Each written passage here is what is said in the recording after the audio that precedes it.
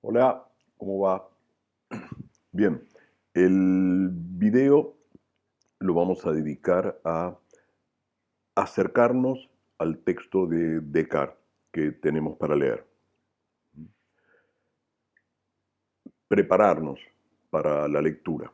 Así que voy a dar un muy breve apunte con respecto a la época, el momento en que Descartes piensa y voy a tratar de compararlo muy brevemente en un solo aspecto, como van a ver ahora, con la muy lejana época de nuestro texto anterior, de la alegoría, es decir, con Platón. Las meditaciones de Descartes, el texto que vamos a leer dos meditaciones, son 6, leemos una parte del texto, fueron escritas en la primera mitad del siglo XVII, alrededor de 1640. Descartes vivió entre 1596 y 1650. Es un pensador exactamente de la primera mitad del siglo XVII. Es una época muy diferente a la de Platón. Si bien van a ver que desde que lean las primeras líneas de la dedicatoria a las meditaciones, un texto que tenemos para leer, van a notar que los temas no son tan distintos. Descartes va a decir que en las meditaciones va a tratar de demostrar la existencia de Dios y la inmortalidad del alma, la distinción real, dirá él, en los términos de aquel momento entre el cuerpo y el alma. Y si volvemos por un instante a la alegoría de la caverna, van a ver que la inmortalidad del alma era esencial para comprender el lazo entre el ámbito sensible y el ámbito inteligible y la identificación de la idea de bien, ¿no es cierto?, el sol fuera de la caverna y Dios es algo que en el tránsito de la filosofía entre Platón y Descartes se ha hecho completamente común, un lugar común, es decir, prácticamente desde la antigüedad tardía, desde Agustín, fundamentalmente, que es un lector, un gran lector de los neoplatónicos, no de Platón directamente, porque no podía leerlo en su momento. Agustín vivió entre el siglo IV y la primera parte del siglo V de nuestra era. Agustín identifica inmediatamente a Dios, al Dios cristiano, con la idea de bien de Platón. Interpreta las escrituras, la Biblia, en términos platónicos. Bien, entonces Dios y el alma ya son temas que están presentes en la filosofía. Como ustedes quizás sepan, la filosofía es una disciplina que siempre está refiriendo a sí misma. Siempre va para atrás, siempre se plantea el tema de los orígenes, el tema de lo que fue discutido antes, ¿no? Es como el uroboros, ¿no? Una serpiente que continuamente se muerde la cola y vuelve a replantear los mismos problemas. Bien, pero ¿cuál es la diferencia a la que me quería referir en cuanto a la época de Descartes y la época de Platón? Es una diferencia fundamentalmente religiosa. Primero, una obviedad, una tontería. Platón piensa 4 siglos antes de Cristo. Descartes, 17 siglos después de Cristo. Es decir, Cristo está en el medio, el cristianismo está en el medio. El nacimiento del cristianismo, su expansión y la determinación de lo que nosotros conocemos por cultura occidental, que de algún modo, para decirlo de un modo muy sencillo, pero mucho más complejo, es una suma de Grecia, Roma y el cristianismo.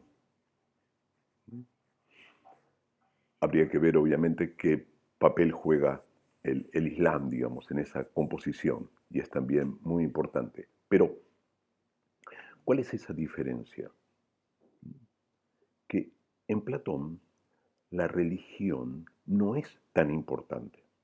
Si bien cuando leímos Apología vimos que Sócrates era acusado de un delito religioso, La importancia de esa acusación tenía que ver con que la religión en la Atenas de la época de Sócrates, el siglo V antes de Cristo, recuerdan, era una religión cívica, una religión que tenía que ver con el orden comunitario. Entonces, una falta de respeto religiosa indicaba un atentado contra la comunidad política de la ciudad.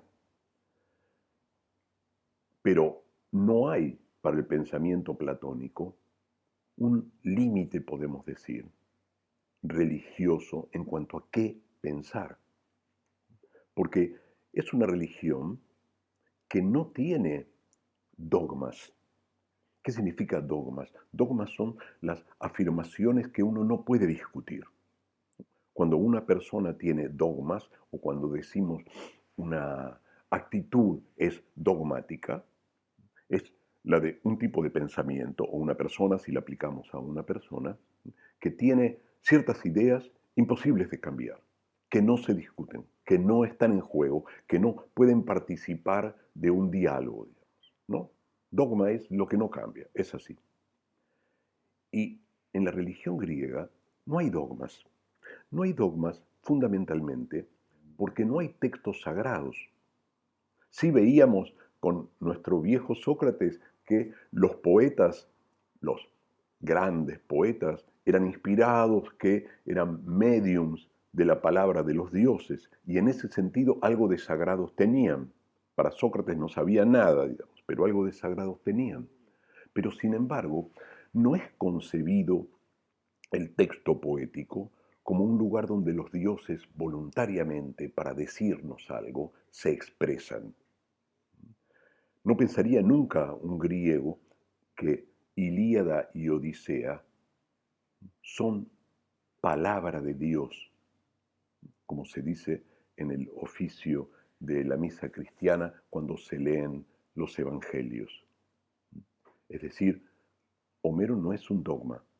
De hecho, si leyeran el libro quinto de la República de Platón, verían como allí Sócrates, que como saben es el gran personaje de Platón en sus textos de madurez, Sócrates se pone a criticar y a censurar ese libro que para todos los griegos es de algún modo un libro sagrado y es el que cuenta cómo son los dioses, no hay otro libro. ¿Eh? No hay una Biblia, no hay un texto revelado.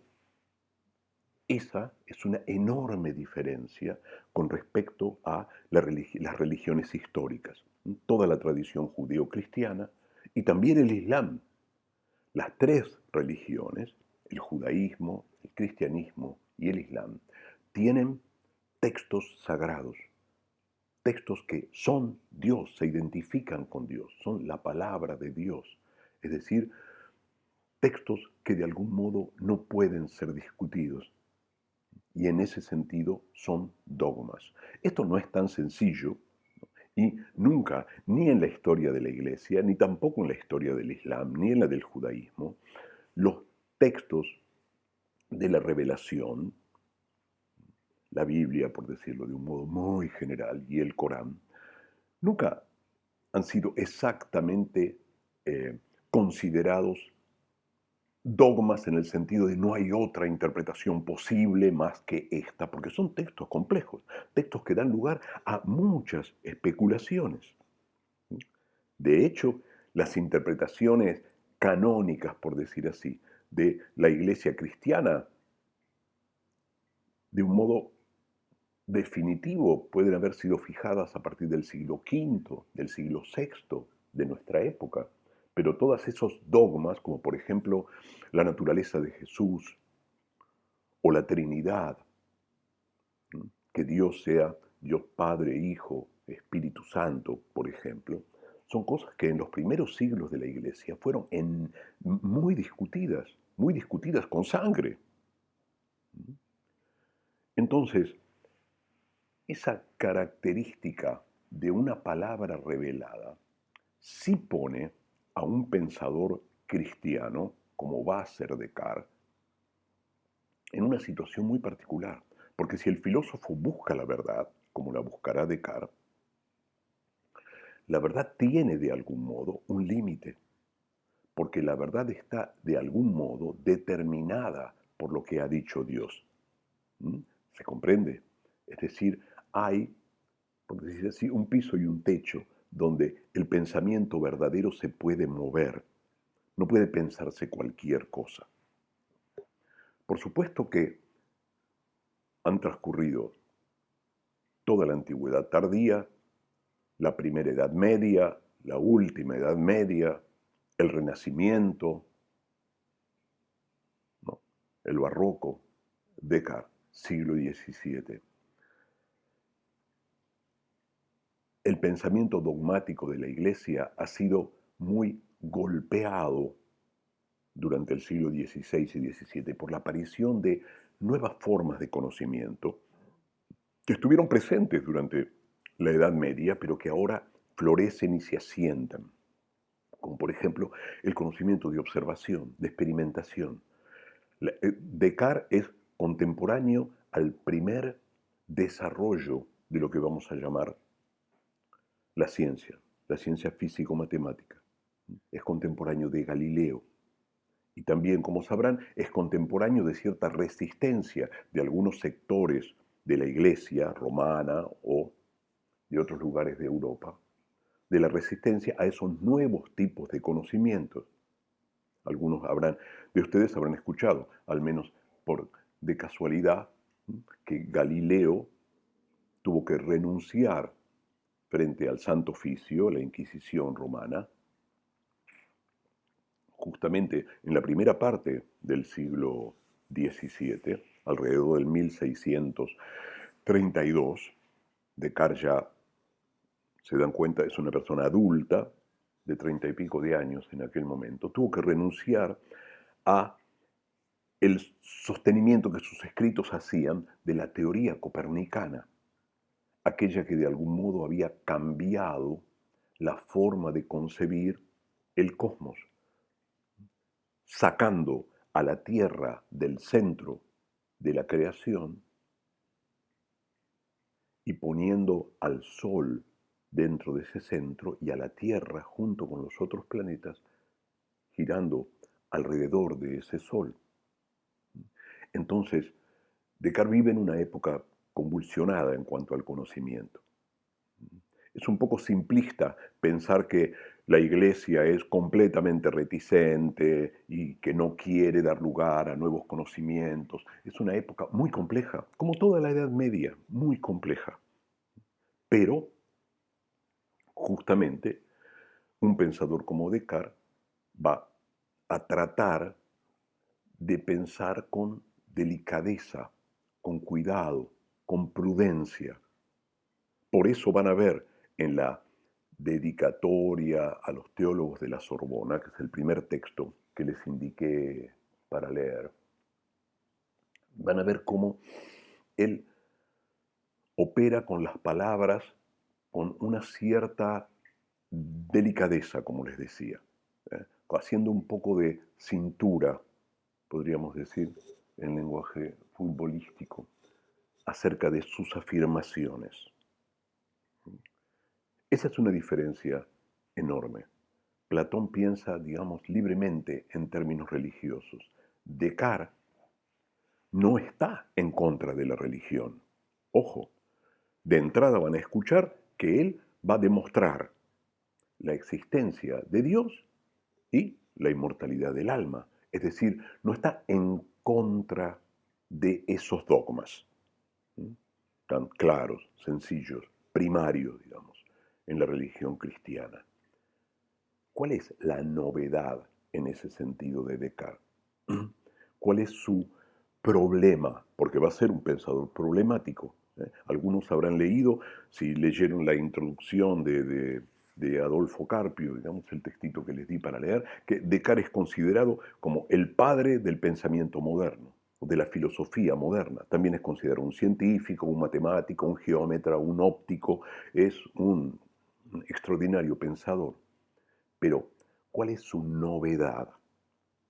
Esa novedad la van a ver ustedes si leen con atención los primeros dos renglones de la dedicatoria. Dice que se va a ocupar de Dios y de la inmortalidad del alma y que considera que esos temas deben ser temas de la filosofía y no de la teología. ¿Qué quiere decir con esto? La teología, la disciplina intelectual que llamamos teología, tiene que ver o se juega dentro de la creencia. Y la creencia está inspirada por la fe. Es una disciplina que tiene que ver con la fe. Es una disciplina de la que habla aquel que primero y fundamentalmente cree. Descartes dice, estos temas corresponden a la filosofía, o es mejor tratarlos con la filosofía. ¿Qué es lo que está diciendo? Que es mejor tratarlos no desde la fe, sino desde la razón, desde el pensamiento. Se dan cuenta aquí cómo él se ubica y valora el papel de la racionalidad en relación justamente con la fe o con la creencia. Pero él va a sostener lo mismo que la fe o la creencia sostienen.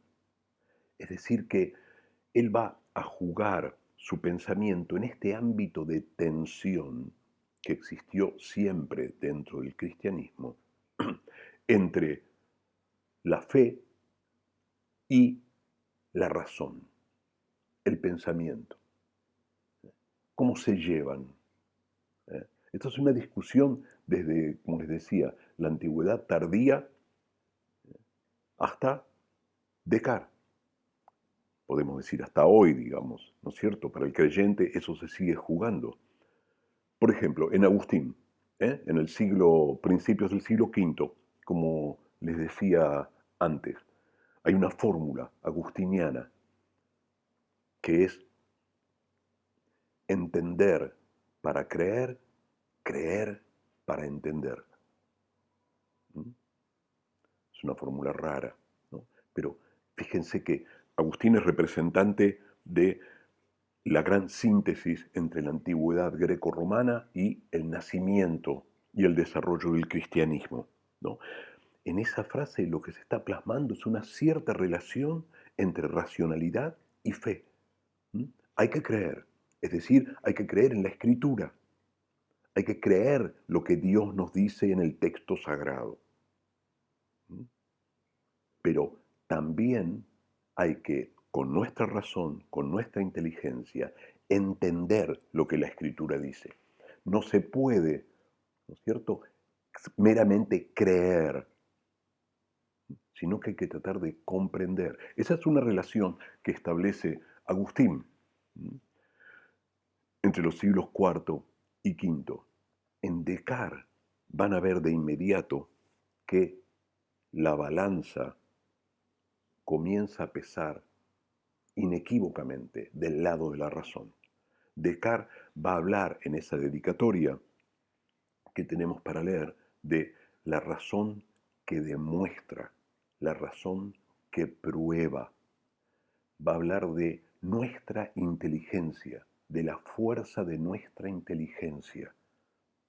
Presten mucha atención porque es el motivo de hacerles leer ese texto para que vean este giro propio de la época.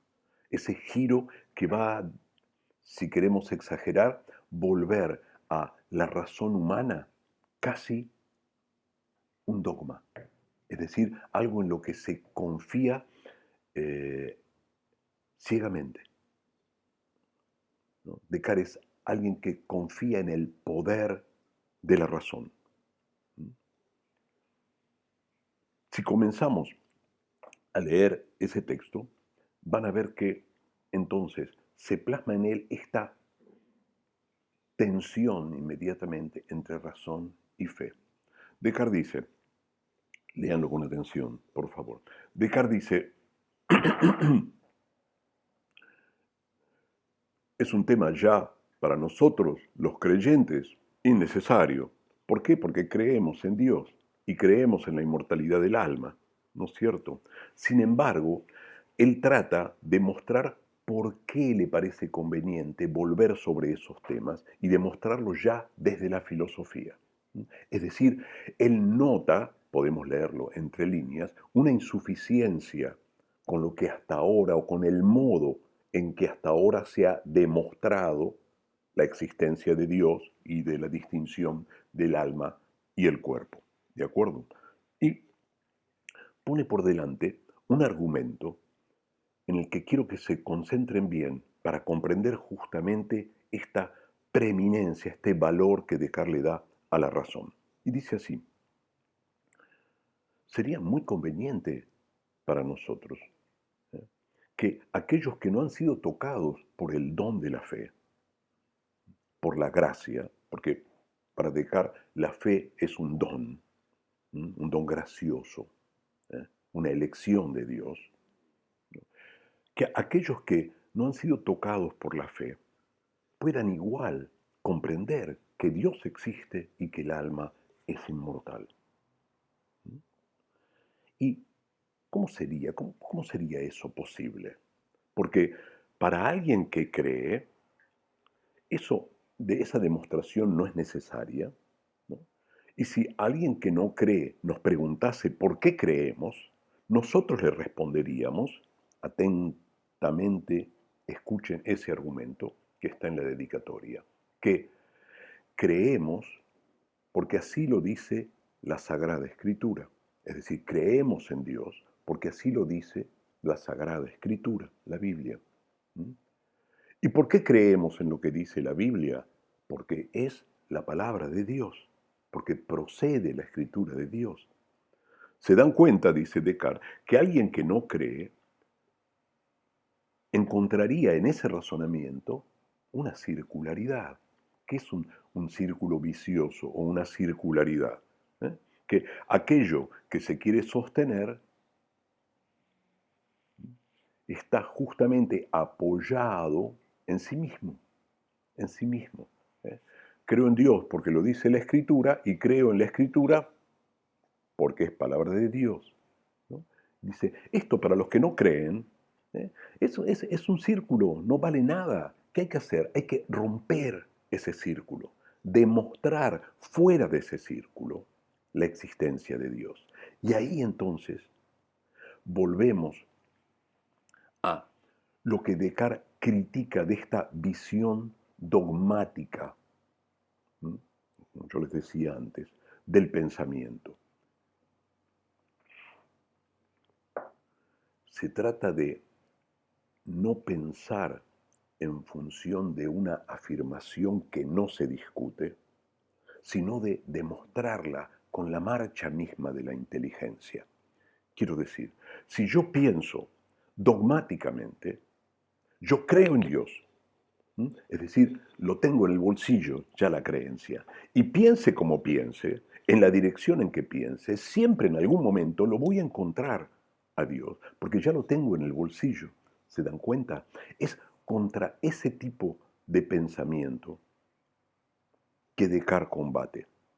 Eso es un modo dogmático de pensar, partir de una verdad que no se puede tocar. Y aunque yo la deje de lado, la autoridad de esa verdad, tarde o temprano la voy a encontrar en mi camino porque en el fondo estoy respondiendo a ella. En otros términos, perdón, ¿qué sería? Tratar de demostrar a Dios ignorando, dejando en suspenso, dejando de lado la escritura. ¿Se dan cuenta?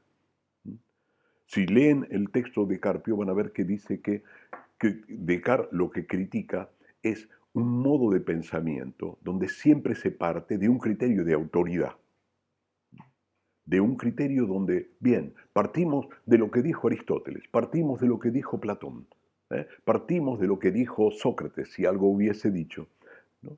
Y a partir de allí sacamos, deducimos otras verdades, como opera el razonamiento silogístico del que allí en ese texto tienen ejemplos, ¿no? Descartes dirá, allí no podemos encontrar ninguna verdad nueva. ¿Cómo podemos explicar el conocimiento científico, el conocimiento experimental? Todas esas nuevas formas del conocer que aparecen si nosotros siempre partimos de verdades ya dadas, ya fijas. Solo podemos operar por deducción, no puede ser así. no puede ser así. Entonces, Descartes va a tratar de pensar dándole la espalda a la autoridad, porque en el fondo, en eso lo dijo Aristóteles, lo dijo Platón, en el fondo de eso, lo que está es, lo dijo Dios, lo dijo una autoridad, lo dice la Escritura. Y si pensamos a partir de la Escritura, siempre no vamos más que a volver circularmente a afirmar lo que en el fondo ya sabemos. Por eso se abre el pensamiento cartesiano a una novedad. Descartes en vida no fue perseguido, pero hasta fines del siglo XVII y quizás más, el hablar de, ¿cómo se llama? Llamar a alguien un cartesiano era prácticamente llamarlo un hereje, por el modo de pensar, no exactamente por el contenido, podemos decir, del pensamiento, por su método de pensamiento. Es acentuar la fuerza de la razón. Bien, ese es el primer argumento que Descartes da para sostener su propio libro. Lo podríamos decir nosotros, miren qué conveniente que sería convencer a todo el mundo, aún a los que no tienen fe, los podemos llegar a convencer. ¿Qué es lo que está diciendo? Está diciendo que la fe, el don de Dios, es algo que separa, es algo que no apunta a una universalidad, porque no todos la tienen.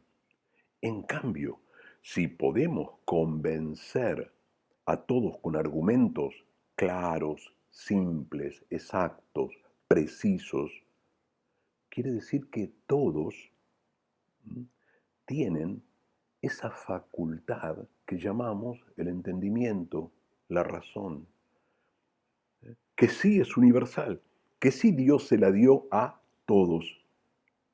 ¿Se dan cuenta cómo privilegia la razón sobre la fe? La fe es de algunos, pero hay un montón de infieles, ¿no? O impíos, los que no tienen piedad o los que no tienen fe en ese sentido. Descartes dice, ojo, pero podemos convencerlos.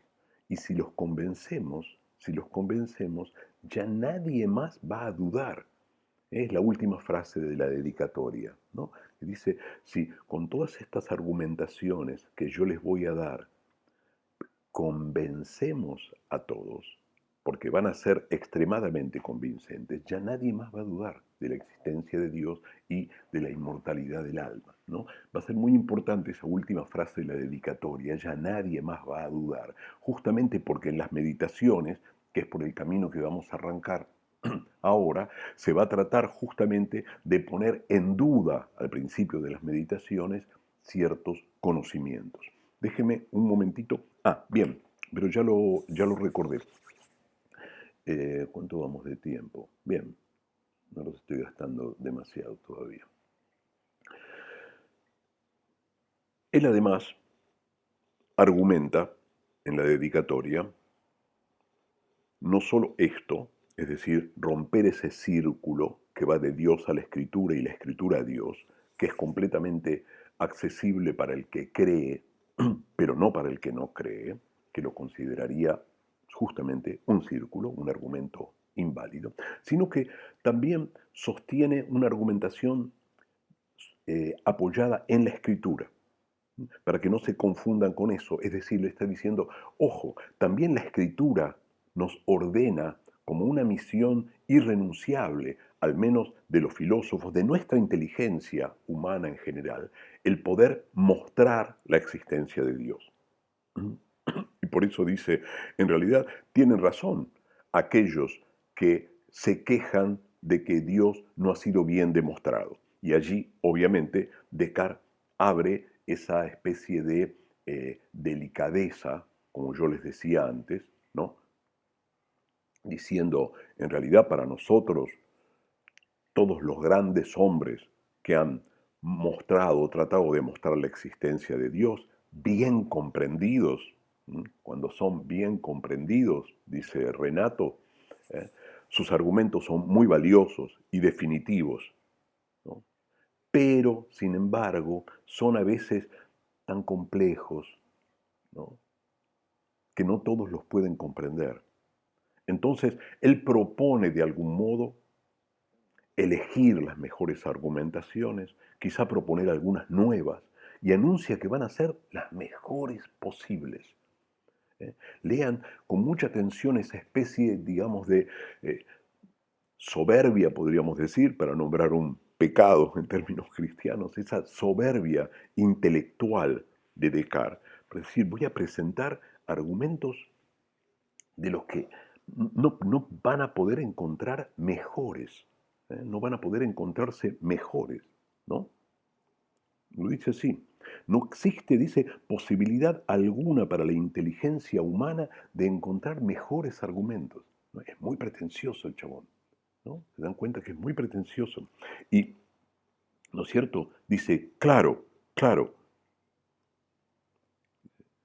pero necesito hablarle a un cierto tipo de inteligencia desprejuiciada y que no tenga, no esté teñido de esa tradicional alianza con los sentidos, dice Descartes. Señalen esa frase. Volvemos a Platón. ¿Les resulta familiar? Es decir, prejuicio y alianza con los sentidos, interior de la caverna. ¿No es cierto? Es decir, está haciendo una referencia tradicional a que el ámbito de la sensibilidad, esa dependencia inmediata a la sensibilidad, y además el prejuicio del conocimiento, aquello que atacaba Sócrates fundamentalmente, recuerdan las antiguas acusaciones, todos esos prejuicios tan difíciles o imposibles de rebatir en el corto tiempo del juicio, ¿no? Y luego Platón con su interior de la caverna y los problemas de la imperfección del ámbito visible para el conocimiento. Todo eso, aquí está diciendo Descartes, ojo, claro, necesito un auditorio preparado para eso, porque mis argumentos son tan exactos como los de la geometría. Allí ven el perfil cartesiano. Es un matemático, es un geómetra, es alguien que piensa matemáticamente. Cuando hace referencia a buscar certidumbres, buscar evidencias, buscar simpleza de argumentación, buscar conocimientos elementales, etcétera. Piénsenlo ustedes en términos matemáticos, en ese optimismo de la limpieza del cálculo matemático. ¿eh? Es decir, el triángulo es una figura de tres lados. 2 más 2 es igual a 4. Van a ver que estos ejemplos son muy parecidos o muy parecidos van a aparecer en las meditaciones. Van a aparecer.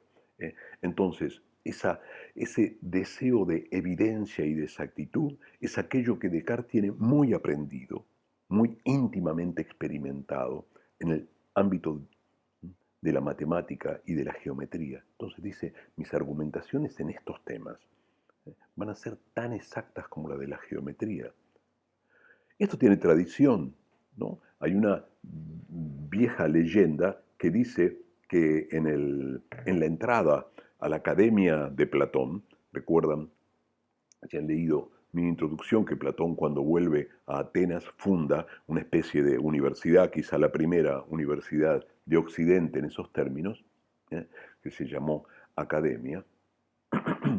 En la entrada decía que solo podían entrar aquellos que estuvieran preparados en geometría, es decir, que conocieran de números, de matemática, de proporciones.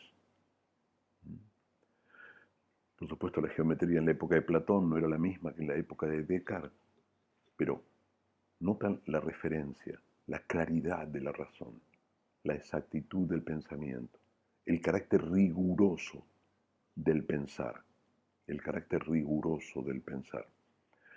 Bien, traten de encontrar en ese texto eso, esa voluntad de imponer la demostración, la prueba, la fuerza de la inteligencia, la claridad de la argumentación. En apología nosotros vimos argumentaciones, sobre todo cuando Sócrates discute con Meleto, cuando lo interroga Meleto. ¿Recuerdan? Que lo hace entrar a través de una interrogación, lo hace entrar en un momento absurdo, luego trata de mostrar cierta contradicción. Luego en el texto de Platón no hemos tenido argumentación, es un texto expositivo, podríamos decir dogmático, ¿no? Son así las cosas, el ámbito visible, el ámbito inteligible, el sol de afuera es la idea del bien, ¿no? Es una exposición de así, así, así. Lo mismo la interpretación platónica. Aquí en Descartes va a haber en sentido moderno argumentaciones. Las argumentaciones tienen una forma, es decir, es un proceso mental el tratar de demostrar algo. No es solo ponerlo de manifiesto con una imagen, como en el caso de la alegoría, sino que exige un proceso de pensamiento, una mediación, de esto vamos a esto y de esto a lo otro.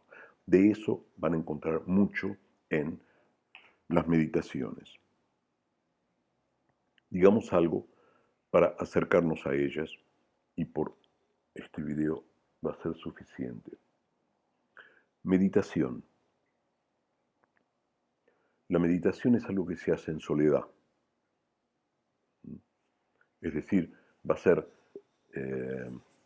René Descartes hablando consigo mismo. Pero nosotros vamos a ser el público.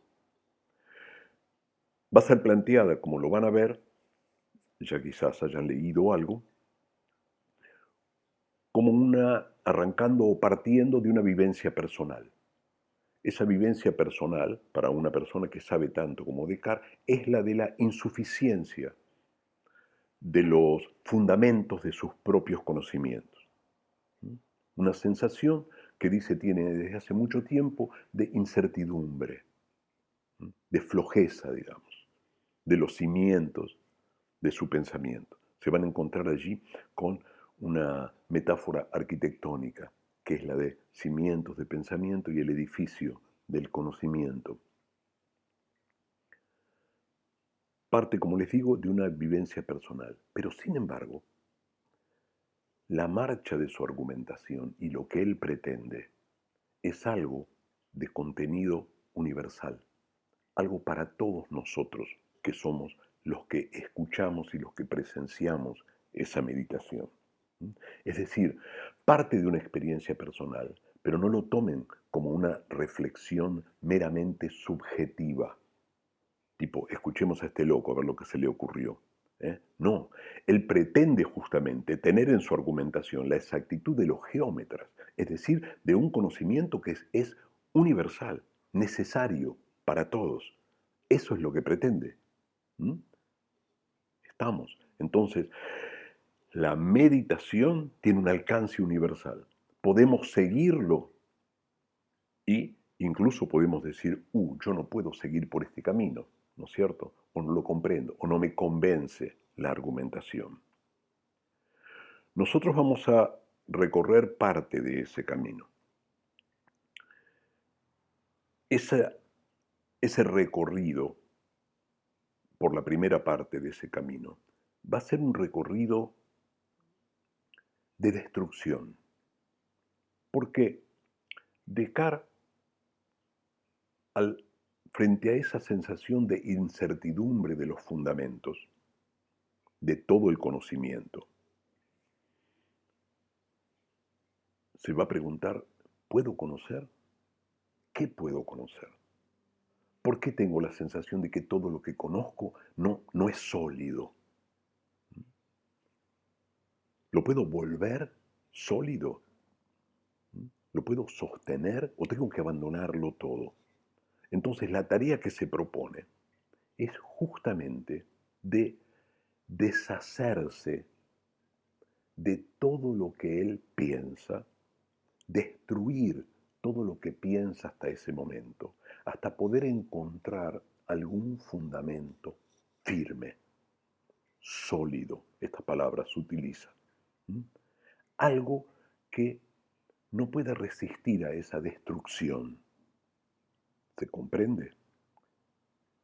En ese sentido, podríamos comparar el proceso que vamos a vivir junto con Descartes, sobre todo en la primera meditación, sobre todo en la primera meditación, con aquel proceso que hace Sócrates al interrogar a los políticos, recuerdan, los poetas, los artesanos, ¿no? Proceso en el que se da cuenta que esos que tienen la reputación de ser sabios, en realidad no lo son, o lo son en algún sentido muy particular. Y que él tampoco lo es, pero que él a través de ese interrogar se da cuenta que no tiene conocimientos, es decir, reconoce su ignorancia. Fíjense que en Sócrates eso es como una especie de proceso de limpieza que lleva a cabo durante toda su vida. Es un proceso de purificación.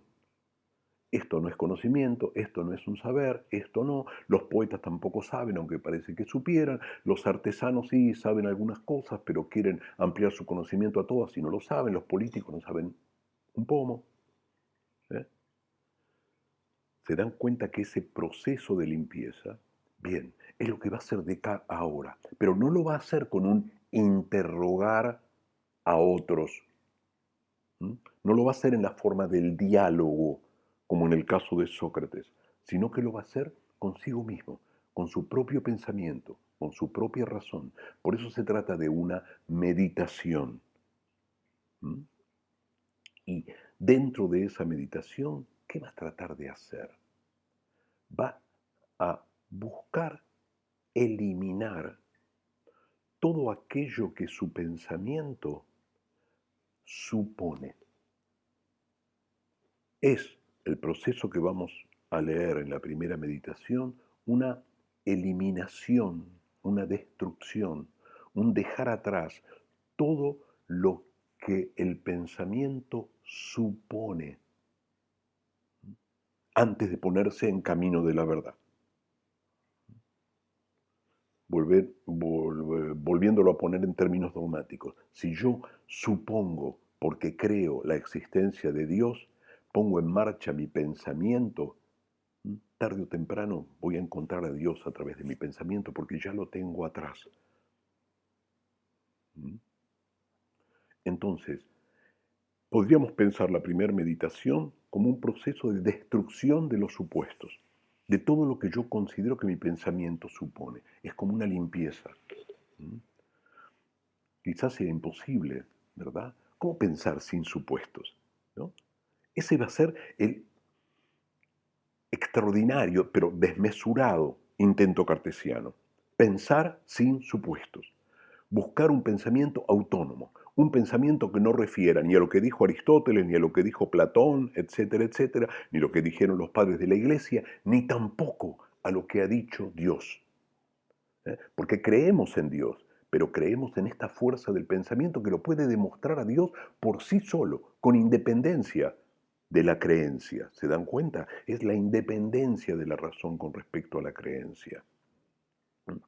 Y en ese camino, lo que tenemos que hacer primero es deshacernos de todo aquello que suponemos por anticipado, dejarlo al pensamiento en su propio curso, un pensamiento independiente, autónomo, que saque lo que él tenga por sí mismo, sin que nadie se lo haya contado, ¿no es cierto? Por eso la primera parte, aquella en la que nos vamos a introducir, es un movimiento de destrucción, de limpieza, de purificación de prejuicios, ¿no?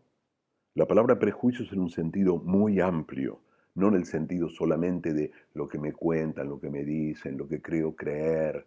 ¿eh? Fíjense de un modo muy atento en que Descartes le va a llamar a todo aquello que él sabe y que ahora va a tratar de destruir, mis antiguas opiniones. Es interesante que utilice la misma palabra, opinión, que en Platón es propia, es la que designa, recuerdan, el tipo de conocimiento del ámbito visible. Para Descartes, todo lo que ha conocido, todo lo que él tiene de sus antiguos conocimientos son meras opiniones. Va a tratar de buscarles un verdadero fundamento. es muy platónico en este caso, ¿no es cierto? Bien, nada, hay bastante más para decir, pero creo que con eso pueden arrancar la lectura de la primera meditación. Va a ser un proceso donde él va a juzgar todos sus conocimientos, como si los pusiera en un tamiz, a ver qué queda, a ver si algo queda en pie. Ese proceso lo va a realizar a través de un método muy particular que va a estar presente en las primeras 10 líneas de la primera meditación, que es lo que se llama habitualmente en un manual, lo pueden haber leído ya en el manual de Carpio, el método de la duda cartesiana, o la duda metódica. Es decir, va a ser sencillo. Todo aquello de lo que puedo dudar lo voy a considerar por el momento tan falso como aquello que es evidentemente falso, ¿no? Es decir, todo aquello de lo que pueda dudar por el momento lo voy a considerar falso. Por el momento. Es un proceso provisorio. ¿Qué significa considerar falso? No poder afirmar nada con respecto a ese aspecto, esa cosa, esa afirmación. ¿No es cierto? Es decir, es una cuestión de no afirmar, que es suspender el juicio. El proceso de la primera meditación cartesiana es mostrar cómo tenemos que suspender nuestros juicios. ¿A qué se refiere el juicio? Juicio, y con esto termino, es lo que modernamente llamamos proposición, ¿no? Cuando yo afirmo algo acerca de algo, ¿no? Un juicio, una proposición, es toda aquella afirmación de la que nosotros podemos decir si es verdadera o falsa. Es un término técnico. Es un término técnico, no se refiere a juicio en el sentido de la justicia, ¿no es cierto? Cuando yo digo, por ejemplo, esta pared atrás mío es blanca, ¿eh? Me doy vuelta, la miro y digo, ok, es blanca, la pared es blanca. ¿Ven? Afirmo de pared ese predicado, ¿no es cierto? Y puedo decir si es verdadero o falso. Los ojos me dicen que es verdadero.